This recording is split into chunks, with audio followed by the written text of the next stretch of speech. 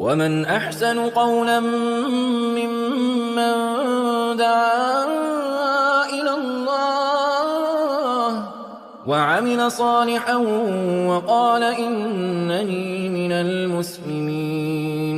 عليكم ورحمة الله وبركاته. بسم الله الرحمن الرحيم. الحمد لله رب العالمين والصلاة والسلام على رسوله محمد وعلى آله وأصحابه أجمعين. أما بعد، أعوذ بالله من الشيطان الرجيم. بسم الله الرحمن الرحيم. من قتل نفسا بغير نفس أو فساد في الأرض فكأنما قتل الناس جميعا. محترم صدر اجلاس، علماء کرام، قرآن اکیڈمی اور اس مسجد کے ذمہ داران، نوجوانان ملت اسلامیہ اور خواتین اسلام،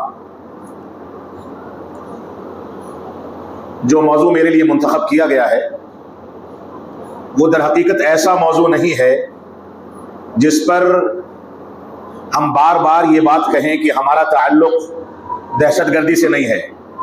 اسلام سالمیت کا دوسرا نام ہے. اسلام امن و سلامتی کا دوسرا نام ہے.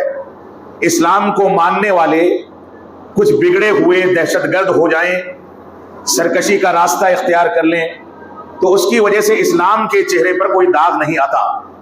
ایسا ہر گھر میں ہوتا ہے، ہر خاندان میں ہوتا ہے.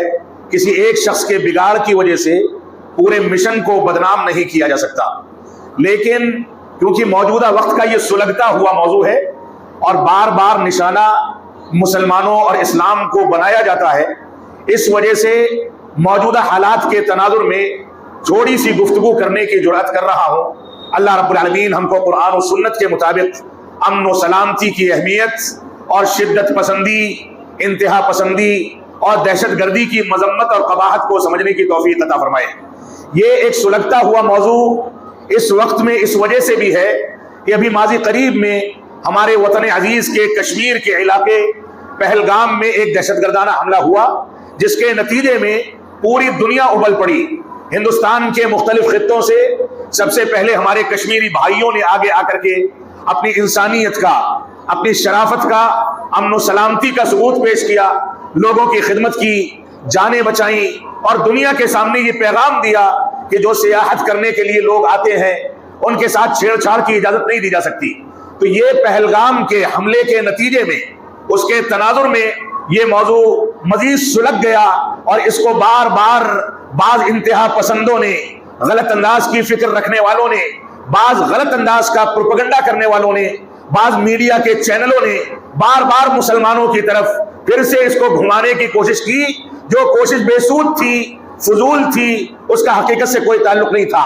حقیقت یہ ہے کہ رسول اکرم صلی اللہ علیہ وسلم، جنہوں نے اس دنیا کے اندر اسلام کی حتمی اور اسلام کی مکمل شکل کی تکمیل فرمائی، آپ کی زندگی امن و سلامتی سے تعبیر تھی. صورتحال یہ تھی کہ آپ بچوں کے ساتھ مشفقانہ رویہ کرتے تھے، جانوروں کے حقوق کا تذکرہ فرماتے تھے، پانی، درخت، چرند پرند، پہاڑوں اور ایسے ہی جمادات کے بارے میں آپ نے مستقل طور سے امت اسلامیہ کی رہنمائی کی. بلا ضرورت کے درختوں کو کاٹنے سے روک دیا، بلا ضرورت کے جانوروں کو ذبح کرنے سے منع کر دیا. ایسے ہی مسلمانوں کو اس بات کی تاکید کی کہ اگر کوئی بازار میں نکلتا ہے اور کوئی نوکدار چیز یا کوئی بھالا یا اسی انداز سے کوئی ہتھیار اس کے ہاتھ میں ہے تو اس کے لیے واجب اور ضروری ہے کہ اس کے پھل کو، یعنی اس کی نوک کو نیچے کر لے کہ کہیں چلتے ہوئے کسی کو کوئی نقصان نہ پہنچ جائے، کوئی تکلیف نہ پہنچ جائے. نبی آخر الزماں جو دشمنوں کو دیکھ کر کے رحم دلی کا سلوک کرتے تھے، نبی آخر الزماں جنہوں نے مکہ مکرمہ میں جب کفار و مشرکین مکہ نے آپ کے ساتھیوں کو زد و کوب کیا، آپ کو راتوں رات وہاں سے ہجرت پر مجبور کیا، آپ کے ساتھ غلط رویہ اختیار کیا، آپ کو قتل کرنے کی سازشیں کی، آپ کے خلاف جادو ٹونا کیا گیا، آپ کو زہر دینے کی کوششیں کی گئی، ساری سازشیں ہوئی. اس کے باوجود نبی آخر الزماں امن و سلامتی کے وہ پیامبر تھے کہ جب مدینہ منورہ سے فتح مکہ کے لیے دوبارہ سے مکہ مکرمہ تشریف لے جاتے ہیں تو اعلان کر دیتے ہیں، عام معافی کا اعلان کر دیتے ہیں اور فرماتے ہیں لا تثریب علیکم اليوم، آج کے دن کسی سے کوئی بدلہ نہیں لیا جائے گا، کسی کے خلاف کوئی کارروائی نہیں کی جائے گی. کفار و مشرکین مکہ کے وہ سرغنہ افراد جو مسلمانوں کے اور اسلام کے خون کے پیاسے تھے، ان کے گھروں کو رسول اکرم صلی اللہ علیہ وسلم نے سینٹر بنا دیا کہ جو ان کے گھروں میں جا کر کے پناہ لے لے گا اس کے ساتھ امن و سلامتی ہے، عام معافی کا اعلان کر دیا گیا۔ یہ وہ صورتحال تھی جب مسلمانوں کے پاس سپر پاور تھی، جب مسلمانوں کے پاس امکانات تھے، استطاعت تھی، طاقت تھی، ہتھیار تھے، اور سب سے بڑی بات نبی آخر الزماں جیسی لیڈرشپ تھی جو مسلمانوں کو اگر یہ حکم دے دے کہ ایک پیر پر کھڑے رہو تو وہ سال سال بھر کھڑے رہنے کو تیار ہوتے تھے۔ اس صورتحال میں، ساری قوت و سلطنت کی صورتحال میں، سارے امکانات کے چلتے، ہتھیار کی موجودگی میں، امکانات کے ہوتے ہوئے اللہ کے نبی صلی اللہ علیہ وسلم نے اپنے ظرف اور دل کو بڑا کر کے اپنے دشمنوں کے لیے عام معافی کا اعلان کر دیا۔ یہ اسلام کی حقیقی تصویر تھی، یہ اسلام کا وہ کرم تھا، امن و سلامتی کا وہ جذبہ تھا جس جذبے کو لے کر کے اسلام 1450 سال سے لے کر کے آج تک چل رہا ہے۔ اسلام میں جو کسی کے خلاف ہتھیار اٹھا لے، جو کسی کو گالی گلوچ کرے، زبان کا ناجائز استعمال کرے، ہتھیار اٹھانے کی باتیں کرے، مار پیٹ کی بات کرے، اس انداز کی بغاوت اور اس انداز کی سرکشی کو اسلام نے کبھی قبول نہیں کیا۔ اس پر سخت سزائیں رکھی گئی۔ ہتھیار اٹھانے والوں اور قتل و خوریزی کرنے والوں کو اسلام نے خوارج سے تعبیر کیا۔ نبی آخر الزماں نے ان کو جہنم کا کتا قرار دیا، ان کے بارے میں مختلف وعیدیں نازل ہوئی۔ تو یہ پورا کا پورا اسلام امن و سلامتی کا دوسرا نام ہے، اور یہی وجہ ہے کہ مسلمانوں کو اس بات کا حکم دیا گیا کہ غیر مسلموں کے حقوق ادا کریں، مسلمانوں کو اس بات کا حکم دیا گیا کہ غیر مسلموں کے ساتھ کاروبار کے آداب کیا ہیں ان کا لحاظ رکھا جائے، مسلمانوں کو یہ سکھایا گیا کہ بازار میں چلیں تو کیسے چلیں، لوگوں سے معاملات کریں تو کیسے کریں، کہیں جائیں سفر کریں تو سفر کے آداب کیا ہیں، غیر مسلموں سے سامنا ہو تو اس کے آداب کیا ہیں، ان کے حقوق کیا ہیں، ان کے معاملات کیا ہیں۔ اسلام نے ساری کی ساری چیزوں کو بالکل واضح کر دیا۔ اس وجہ سے میں یہ بات کہنے کا حقدار ہوں کہ اس موضوع پر مزید تفصیلی گفتگو کرنے کی ضرورت نہیں ہے، لیکن پہلگام کے تناظر میں جو حالات بنے ہیں، جو فضا بنائی جا رہی ہے میڈیا کے ذریعے، بسا اوقات جو غلط فہمیاں پھیلائی جاتی ہیں،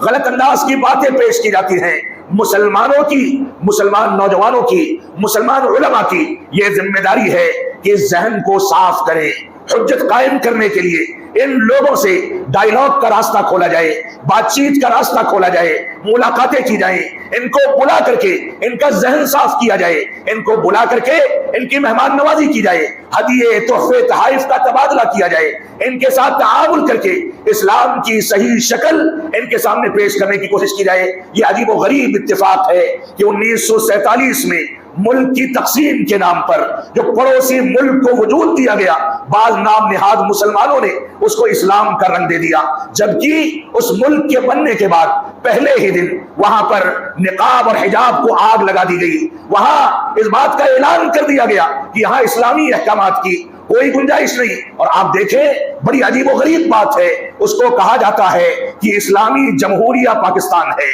پاکستان مکہ اور مدینہ کے علاوہ کوئی نہیں ہو سکتا۔ یہ پاکی رب کائنات نے اس مقدس مقام کے لیے خاص رکھی ہے۔ کوئی ملک اپنے آپ کو بذات خود ناپاک ہونے کے بجائے پاک ہونے کا دعویٰ کرے، ناپاک ہونے کے باوجود پاکی کا دعویٰ کرے تو اس نام سے بھی ہم اتفاق نہیں کرتے۔ اور اسلامی جمہوریہ یہ کون سا تضاد ہے؟ جمہوریت یہ اسلام مخالف چیز ہے، اور اسلام یہ اسلام ہے۔ یہ نام اسلام کے ساتھ جمہوریت کو جوڑ دینا یہ بذات خود اس بات کی دلیل ہے کہ وہاں یا تو جمہوریت ہے یا اسلام ہے، یا تو اسلام ہے یا جمہوریت ہے۔ لیکن ہم جانتے ہیں کہ فحاشی میں، زناکاری میں، شراب خوری میں، رشوت خوری میں، کرپشن میں، دنیا کے سارے فضول اور غلط انداز کی پالیسیوں میں وہ ملک دنیا کے اندر جس مثال کے ساتھ یاد کیا جاتا ہے اس کے بعد اس کو اسلامی تو نہیں کہا جا سکتا۔ تو یہ غلط دعویٰ ہے۔ ان کے نتیجے میں ہمارے سیدھے سادھے ہندوستانی مسلمان بھائیوں کو مشکلات کا سامنا کرنا پڑے، ان پر اتہامات لگائے جائیں، اور وہاں سے بیٹھ کر کے بعض افراد مساجد پر قبضہ کر کے مساجد کے ذریعے اپنی سیاست کو چمکائیں، کوئی مدرسوں کے ذریعے اپنی سیاست کو چمچائے، کوئی دوسری پالیسی اختیار کرے، کبھی لال مسجد پر قبضہ کر لیا جائے اور وہاں پر دہشت گردی کے سارے نمونے پیش کیے جائیں، माफ फरमाएंगे, ये इस्लाम का नाम नहीं है। इस्लाम अमन सलामती का नाम है। इस्लाम अपने दुश्मनों के साथ डायलॉग करने का नाम है। इस्लाम अपने मुखालिफिन के साथ बातचीत के रास्ते को खोलने का नाम है। इस्लाम आपको देखना हो तो अहदे और मीसाके मदीना का आप मुताला कर ले। आपको देखना हो तो अल्लाह के नबी सल्लल्लाहु अलैहि वसल्लम ने फतह मक्का के मौके से जो पॉलिसी इख्तियार की, उस पॉलिसी के मुख्तलिफ निकात का मुताला करें तो इस्लाम इस अंदाज से अपने दुश्मनों के साथ बेहतर से बेहतर तामुल करके एग्रीमेंट का, अहदनामे का, बातचीत का, डायलॉग का, अमन सलामती का, एक दूसरे को समझने का, एक दूसरे के साथ मामलात करने का और आपस में बकाए बाहम और डाइवर्सिटी के तरीके को अपना करके एक दूसरे के साथ अपने इस्लाम पर, अपने अकीदे पर, अपनी बुनियादों पर, अपने मनहज पर, अपनी शरीयत पर, शरई तालीमात पर बाकी रह करके जिंदगी गुजारने का दूसरा नाम है। ये इस्लाम अमन सलामती का पैकर है। इस वजह से मैं इस मौके से इस्लाम और दहशतगर्दी के मौजू पर हालात हाजरा के तनाजुर में जो गुफ्तगू करना चाहता हूं, उसमें पहली आयत करीमा जिसकी मैंने तिलावत की, उसमें रब्बे कायनात इरशाद फरमाता है, मन क़तल नफ्सन बिग़ैरि नफ्सिन औ फसादिन फिल अर्ज़ि फ़कअन्नमा क़तल अन्नास जमीआ। अल्लाह रब्बुल आलमीन ने वाज़ेह कर दिया सूरतुल माइदा में, फरमाया जिसने किसी नफ्स को, किसी इंसान को, उसका ताल्लुक किसी भी मजहब से, किसी भी मसलक से, किसी भी धर्म से, किसी भी तबके से हो, चाहे वो काला हो, गोरा हो, हिंदुस्तानी हो, गैर मुल्की हो, मुसलमान हो, यहूदी हो, नसरानी हो, मुशरिक हो, गैर मुस्लिम हो, हिंदू हो, किसी भी मजहब और धर्म से उसका ताल्लुक हो, रब्बे कायनात ने वाज़ेह कर दिया, मन क़तल नफ्सन बिग़ैरि नफ्सिन औ फसादिन फिल अर्ज़ि फ़कअन्नमा क़तल अन्नास जमीआ। जिसने किसी नफ्स को, किसी इंसान को बगैर किसी इंसान के कत्ल के बदले कत्ल कर दिया, जबकि यहाँ पर भी तफसील है। इंसान के बदले इंसान को कत्ल करने के जो हुदूद बताए गए हैं, उसका इख्तियार हुकूमत को है, उसका इख्तियार कायम शुदा सिस्टम को है। एक आम मुसलमान या एक आम इंसान एक शख्स के कत्ल के बदले किसी शख्स को कानून हाथ में लेकर के कत्ल कर दे तो इस्लाम इसकी इजाजत नहीं देता, बल्कि ऐसे शख्स के खिलाफ कार्रवाई को लाजिम और जरूरी कहता है। तो फरमाया मन क़तल नफ्सन बिग़ैरि नफ्सिन, जिसने बगैर किसी नफ्स के किसी नफ्स को कत्ल किया, औ फसादिन फिल अर्ज़, या दुनिया में फसाद फैलाने और बेचैनी को फैलाने के लिए, अमन सलामती को गारत करने के लिए किसी ने किसी को कत्ल किया, फ़कअन्नमा क़तल अन्नास जमीआ, तो गोया उसने पूरी इंसानियत को कत्ल कर दिया, सारे के सारे लोगों को कत्ल कर दिया। क्योंकि कत्ल और खूरेजी जब फसाद की शक्ल इख्तियार कर ले तो एक दूसरे के खून के प्यासे होने वाले बारी बारी एक दूसरे से बदला लेते हैं, एक दूसरे का कत्ल करते हैं, और इस्लाम इस फसाद को पूरी इंसानियत का कत्ल तस्वर करता है। लिहाजा इस अंदाज की कार्रवाई, इस अंदाज की हरकतें चाहे पहलगाम में की जाएं या उससे पहले पुलवामा में की गई, ये सारे के सारे लोग, चाहे फौजी कत्ल किए गए हो, पुलिस वाले हो, सयाह हो, किसी भी मजहब से ताल्लुक रखने वाले हो, ये असल में कार्रवाई करने वाले फसाद फिल अर्ज को बढ़ावा देने वाले हैं। ये खवारिज हैं, ये जहन्नम के कुत्ते हैं। ऐसे लोगों की रूए जमीन पर या इस्लामी निजाम में कोई गुंजाइश मौजूद नहीं। लिहाजा हमारी जिम्मेदारी है कि हम इस तस्वुर को समझें। तो रब्बे कायनात ने फरमाया, जिसने बगैर किसी नफ्स के किसी नफ्स को कत्ल किया या फसाद फिल अर्द, और जमीन में फसाद फैलाने के लिए किसी को कत्ल किया, फ़कअन्नमा क़तल अन्नास जमीआ, तो गोया उसने पूरी इंसानियत को, सारे के सारे इंसानों को कत्ल कर दिया। लिहाजा हमारी जिम्मेदारी ये है कि दहशतगर्दी के उस कबीह तस्वुर को सामने रखें जो इस्लाम ने हमारे सामने पेश किया है। आज के दौर का एक अजीब आलमिया है जो पड़ोसी मुल्क से भी बड़ी जिम्मेदाराना अंदाज में फैलाया जाता है और उसके जरिए लोगों को गुमराह किया जाता है। वो ये है कि जिहाद का नाम इस दहशतगर्दी को दे दिया जाए। ये दहशतगर्दी नहीं, ये इस्लामी जिहाद है। ये कौन सा खिलवाड़ है? इस्लामी जिहाद के बारे में हमको कोई इल्म नहीं, उसके अहकामात से, उसके शराइत से, उसके मरातिब से, उसके मुताल्लिक अहकामात से हम वाकिफ नहीं हैं और जिहाद का दावा करते हैं। तो आइए दहशतगर्दी और जिहाद के दरमियान एक फर्क समझ लिया जाए। ये दहशतगर्दी जो है, ये जिहाद, इस्लामी जिहाद, इसी दहशतगर्दी के खात्मे के लिए इस दुनिया के अंदर मुसलमानों के लिए मशरूअ किया गया है। ये दहशतगर्दी को खत्म करने वाला سب سے بڑا ذریعہ یہ اسلامی جہاد ہے، اور دہشت گردی یہ فساد ہے، یہ دنگا ہے، یہ امن و سلامتی کو بھنگ کرنا ہے، یہ دنیا کے اندر فساد پھیلانا ہے۔ اس کو کسی بھی صورت میں مسلمان یا اسلام برداشت نہیں کر سکتے ہیں۔ لہذا جہاد کا تصور کیا ہے؟ جہاد کے 4 مراتب کا تذکرہ علامہ ابن القیم رحمۃ اللہ علیہ اور دوسرے بہت سارے علماء نے کیا ہے۔ 4 مراتب۔ پہلا مرتبہ یہ ہے، ہم جس سے گزر رہے ہیں ہمارے وطن میں، ہمارے ملک میں، ہم اسی مرحلے سے 2-4 ہیں۔ سب سے پہلا مرحلہ یہ ہے جہاد بن نفس کا مرحلہ، یعنی انسان اپنے نفس سے جہاد کرے، اپنی ذات سے جہاد کرے، اپنے خود کی برائیوں کے خلاف اپنے آپ کو تیار کرے۔ گناہ کرتا ہے تو اس کو چھوڑنے کے لیے کوشش کرے، اسی کوشش کو جہاد کہا گیا ہے۔ تو جہاد بن نفس پہلا مرتبہ ہے، یعنی انسان اپنے آپ سے، اپنے گھر والوں سے، اپنے خاندان سے، اپنے پڑوسیوں سے، اپنے متعلقین سے منکرات کے خلاف جہاد چھیڑے، ان کو مسجدوں میں پکڑ کر کے لائے، ان کی بیڑی سگریٹ چھڑائے، غلط افکار سے ان کو چھٹکارا دلائے۔ غلط لوگوں کو وہ سنتے ہیں تو ان کو بتائے کہ ان کی پیروی کرنا، ان کو فالو کرنا یہ اس وجہ سے جائز نہیں کیونکہ علماء نے ہم کو اس سے ڈرایا ہے۔ ان کو بتائے کہ قرآن مجید کا پیغام کیا ہے، توحید کا پیغام کیا ہے، اتباع رسول کا پیغام کیا ہے، عظمت صحابہ کا پیغام کیا ہے۔ تو جہاد کا پہلا مرتبہ یہ ہے کہ ہم اپنے نفس سے جہاد کریں، اور دوسرا اس کا رتبہ یہ ہے کہ ہم شیطان سے جہاد کریں۔ سب سے پہلے اپنی صفائی کی جائے، پھر شیطان کے لیے اپنے کھڑکی اور دروازوں کو بند کر دیا جائے۔ یہ شیطان رجیم جس نے رب کائنات سے وعدہ کیا تھا کہ میں تیرے بندے کو بہکاؤں گا، راہ راست سے ہٹا کر کے ان کو گمراہی کے راستے پر لگاؤں گا۔ رب کائنات نے فرمایا تھا کہ جا، تجھ کو مہلت دی جاتی ہے، لیکن میرے وہ بندے جو میرے دین پر چلتے ہیں، میرے مقرب بندے ہیں، ان کو تو کبھی بھی نہیں بہکا سکے گا۔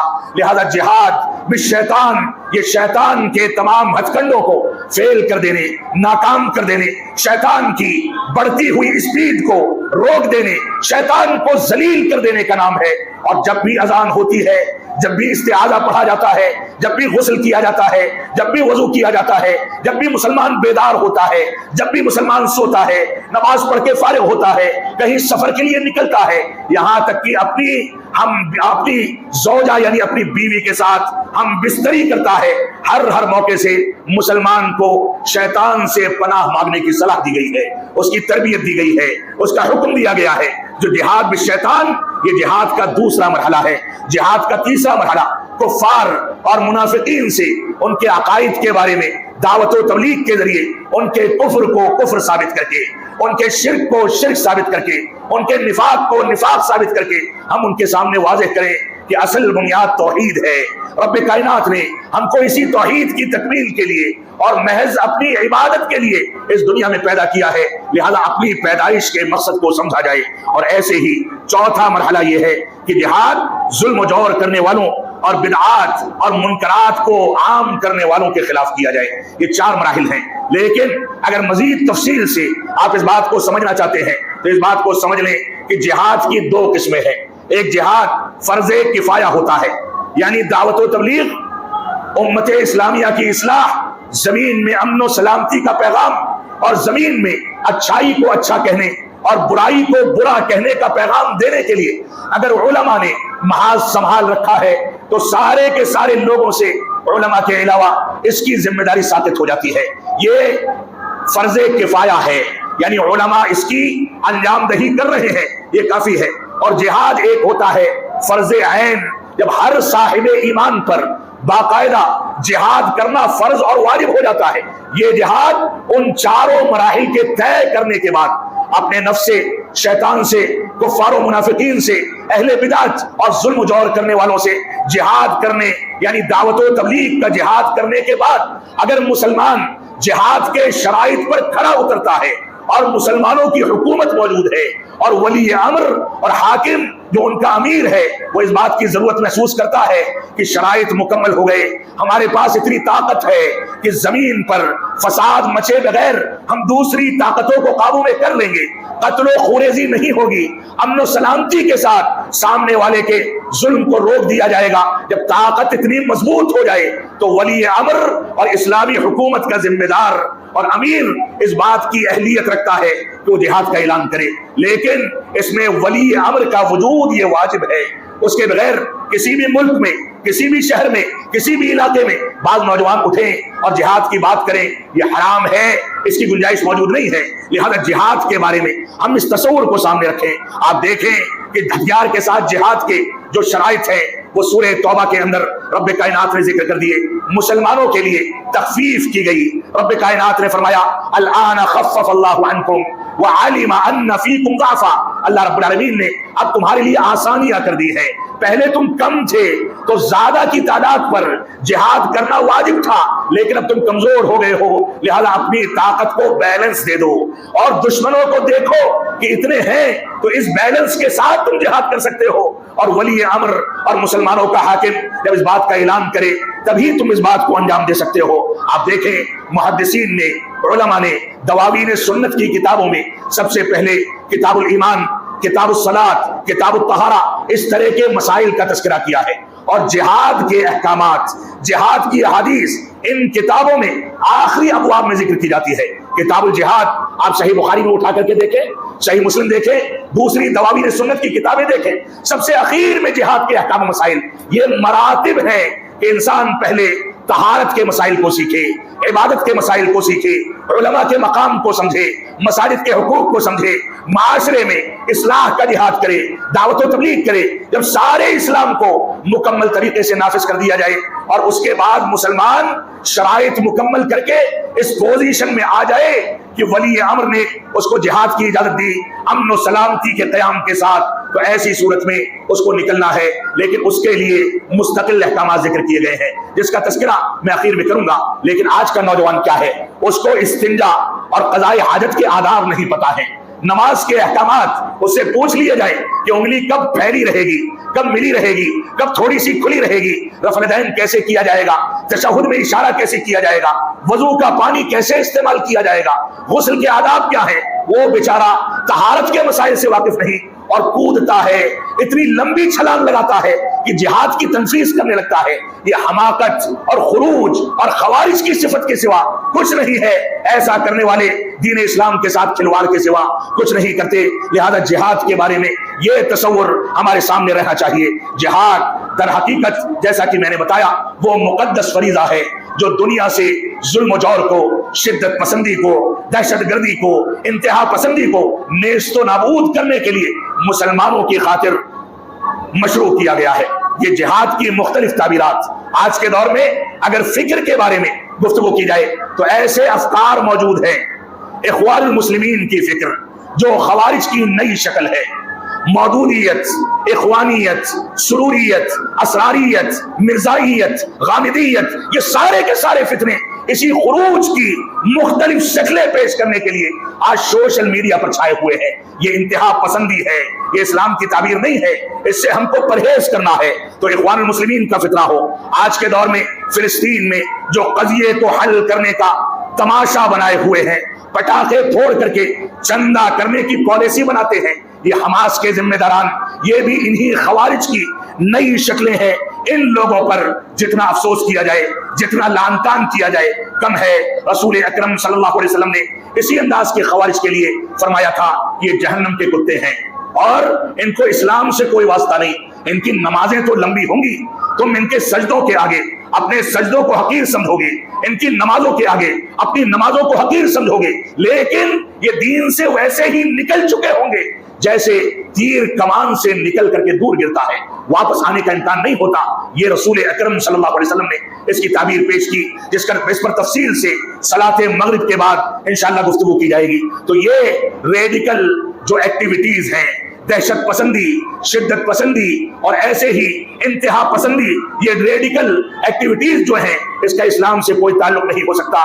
انتہا پسندی اور اس پر ابھارنے والے جو لٹریچر ہیں وہ ہمارے خاندانوں سے منع کر کے ان کو کنارے کیا جانا چاہیے، ان کو آگ لگا دینی چاہیے۔ ایسا لٹریچر جو مسلمانوں کے نوجوانوں کو شدت پسندی پر ابھارتا ہو، ایسا یوٹیوب چینل، سوشل میڈیا کا چینل جس کے ذریعے غلط افکار کے لوگ ہمارے نوجوانوں کو دوسرے ملکوں سے بیٹھ کر کے اچک لے جاتے ہوں، ایسے چینلوں پر مکمل پابندی لگنی چاہیے۔ ہم اپنا پیسہ دے کر کے سوشل میڈیا چلائیں، اپنا پیسہ دے کر کے کمپیوٹر اور موبائل فون خریدیں، اور اس کے بعد رب کریم کی دی ہوئی اس نعمت کے ذریعے، اس مال کے ذریعے یہ وسائل جمع کیے جائیں، اور ان وسائل کو خوارج کی ترویج کے لیے، بدعات کی ترویج کے لیے، رب کائنات سے بغاوت کی ترویج کے لیے استعمال کیا جائے، اس کو قطعاً برداشت نہیں کیا جا سکتا۔ لہذا ایسے ویڈیوز، ایسے لٹریچر اور ایسی کتابوں کو نکال کر کے ضائع کر دیا جانا چاہیے۔ یہی ہماری حکمت عملی ہے اور یہی اسلام کا حکم ہے۔ علماء کی رہنمائی کے بغیر ہمارے نوجوان جن غلط انداز کے واعظین کو، متعاملین کو، انجینئرز کو، ڈاکٹرز کو، ایڈوکیٹس کو اور غیر علماء واعظین کو سننے کے عادی ہو گئے ہیں، ان نوجوانوں پر پابندی عائد ہونی چاہیے کہ آپ صرف علماء کو سنیں، کیونکہ علماء ہی ہیں جو آپ کو فتنوں سے آگاہ کرتے ہیں، علماء ہیں جو آپ کو اسلام کی حقیقت بتاتے ہیں، علماء ہیں جو اسلام کی صحیح ترجمانی کرتے ہیں۔ لہذا ان نوجوانوں کو اس بات پر آمادہ کیا جانا چاہیے کہ ان چیزوں کو رخصت کیا جائے اور علماء سے قربت اختیار کر کے ان کی ہدایات کے مطابق اور قرآن و سنت اور منہج سلف کے مطابق ان علماء کا انتخاب کیا جائے جو علماء حق ہیں، اور انہی کی رہنمائی میں زندگی گزاری جائے۔ آج پڑوسی ملک سے بعض نام نہاد مسلمان، خوارج صفت مسلمان، اس بات کا بھی دعویٰ کر رہے ہیں کہ ہندوستان پر حملہ یہ غزوہ ہند ہے۔ ان بیچاروں کو غزوہ ہند کے غین کے نقطے سے بھی واقفیت نہیں ہے۔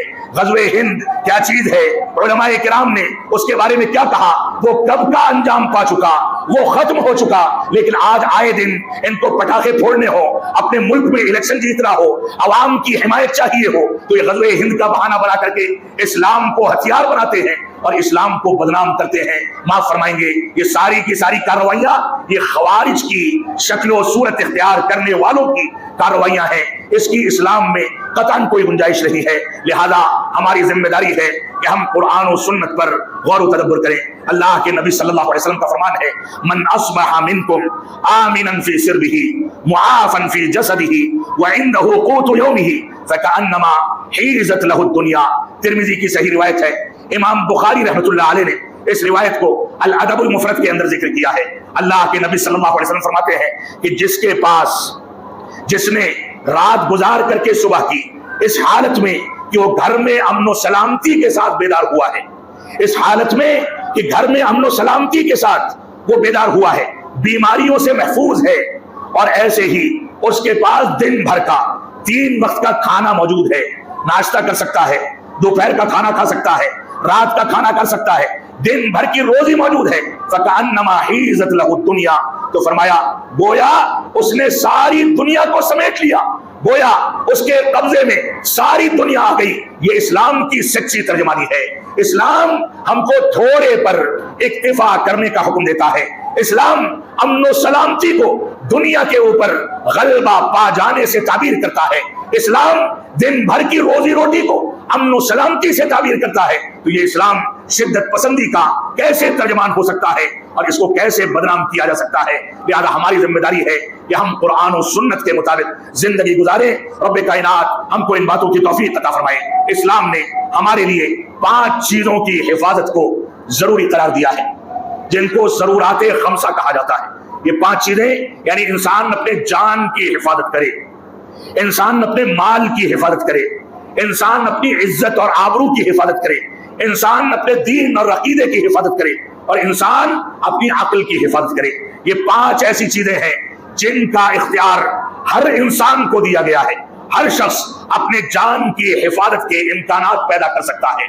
اسی وجہ سے اسلام نے کیا کہا کہ اگر کوئی کسی کو بلا وجہ قتل کر دے اور اس کو قتل کر کے ہلاک کر دے تو قتل کے بدلے اس کو قتل کر دیا جائے، تاکہ ایک قتل کے بدلے دوسرا قتل جب ظالم کا کر دیا جائے گا تو مظلوم کے وارثین کو انصاف مل جائے گا، اور جب انصاف ملے گا تو امن و سلامتی اپنی جگہ بنا لے گی۔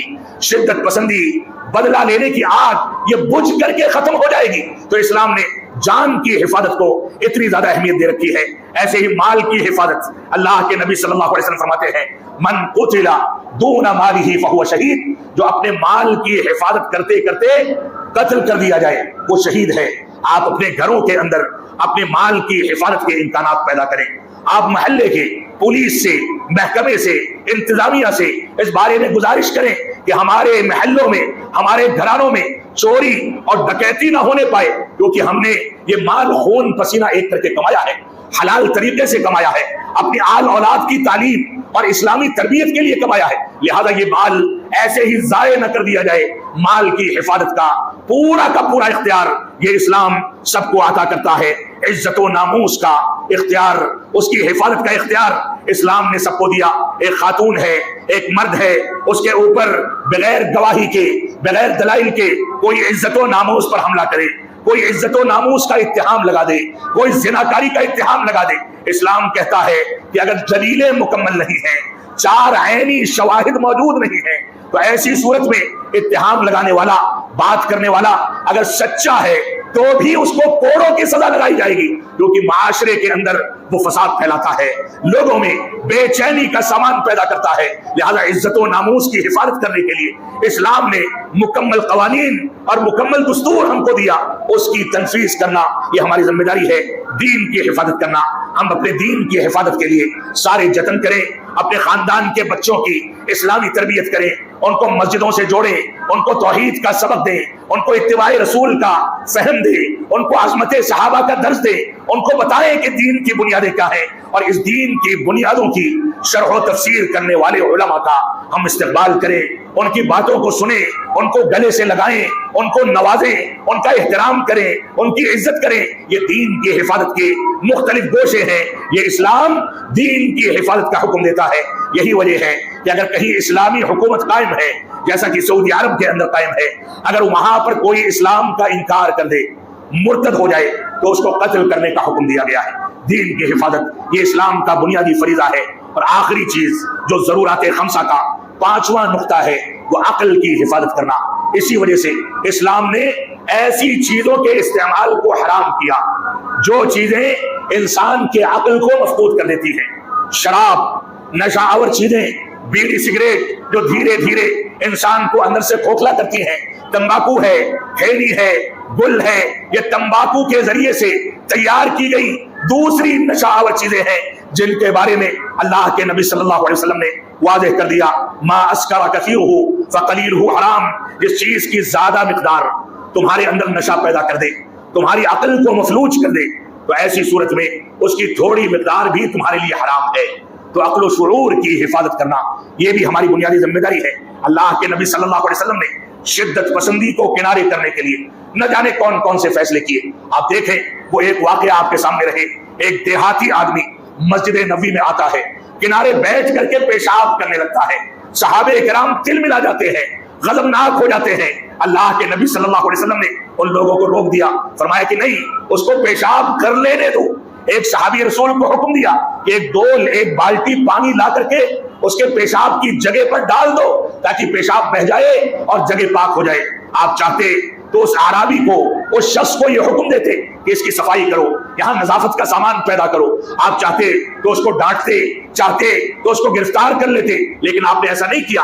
آپ نے فرمایا, اس کو بلایا, شفقت و احترام کے ساتھ سامنے بیٹھایا اور پوری شفقت کے ساتھ اس کے سامنے بتایا کہ اے پیارے دیہاتی شخص, سنو, یہ مسجدیں ان چیزوں کے لیے نہیں ہیں. یہ مسجدیں اللہ اور اس کے رسول کے پیغام کے لیے ہے, گندگی پھیلانے کے لیے نہیں ہے. لہذا آئندہ ایسا کام نہ کرنا. جب قیدی پکڑ کر کے لائے جاتے تھے تو ان کو اچھا کھانا پیش کیا جاتا تھا, اور خود مسلمان کھجور اور پانی اور سوکھی روٹیوں پر گزارا کرتا تھا. یہ اسلام کی رواداری تھی, اسلام کا ظرف تھا, اسلام کی عمل پسندی تھی. لہذا ہماری ذمہ داری ہے کہ ان مثالوں کو سامنے رکھا جائے. اللہ کے نبی صلی اللہ علیہ وسلم نے حضرت عائشہ صدیقہ رضی اللہ عنہا کو کیا کہا جب یہودی کہتے تھے السلام علیکہ, کہ آپ پر موت طاری ہو, تو اللہ کے نبی صلی اللہ علیہ وسلم نے اس کے بعد بھی فرمایا مہلن یا عائشہ, عائشہ نرمی سے کام لو. یہ ان کا کلمہ میں جو جواب دیتا ہوں انہی پر پلٹ جاتا ہے. بد دعا دینے, زد و کوب کرنے، لڑائی جھگڑا کرنے، بحث و مباحثہ کرنے کی ضرورت نہیں ہے. ان کا جو ظرف ہے ان کو کرنے دو. وہ موت کی بد دعا دیتے ہیں، دینے دو. ہمارا کام ہے امن و سلامتی اور پیار و محبت کے پیغام سے اس قسم کی عداوت کا جواب دینا. لہذا ہم اسی پالیسی پر چلتے ہیں. ہماری ذمہ داری ہے کہ ہم قرآن و سنت کے مطابق زندگی گزاریں. اسلام نے امن و سلامتی کے لیے عدل و انصاف کو ہمارے اوپر واجب قرار دیا. اللہ رب العالمین کا فرمان ہے، ہر خطبہ جمعہ میں یہ پیغام دیا جاتا ہے، ان اللہ یأمر بالعدل والاحسان.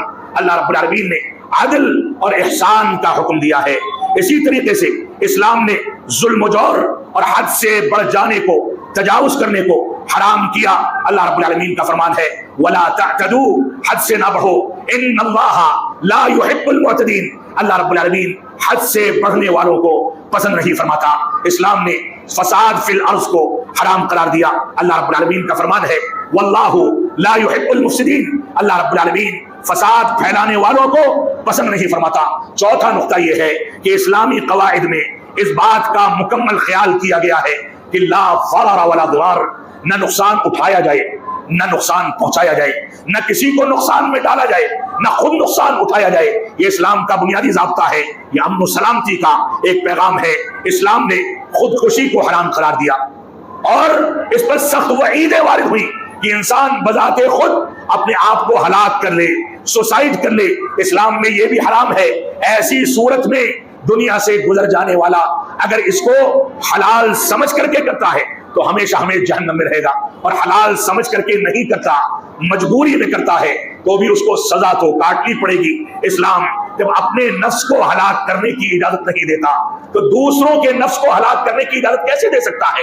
اسی طریقے سے اسلام کا ایک بنیادی ضابطہ ہے کہ معصوم کی جان لینا یہ حرام ہے.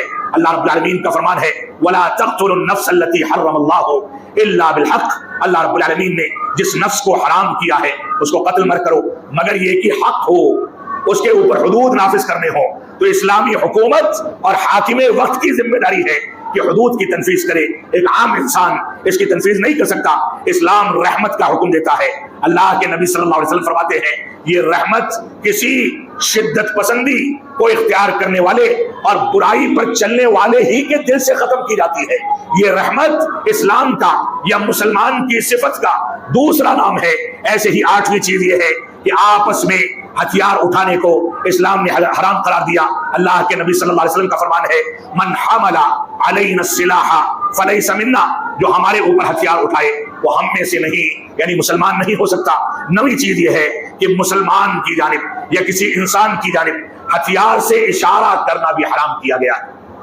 اور فرمایا گیا جب تم بازار میں نکلو، کوئی نوکیلی چیز، کوئی بھالا یا تلوار تمہارے ساتھ ہو تو اس کو میان میں ڈال لو، الٹا کر لو کہ کہیں کسی کو تکلیف نہ پہنچ جائے. یہ بھی ہماری ذمہ داری ہے. صحیح بخاری صحیح مسلم کی روایت ہے کہ لا یشیر احدکم علی اخیہ بالسلاح. کوئی شخص اپنے بھائی کی جانب ہتھیار کے ذریعے اشارہ بھی نہ کرے.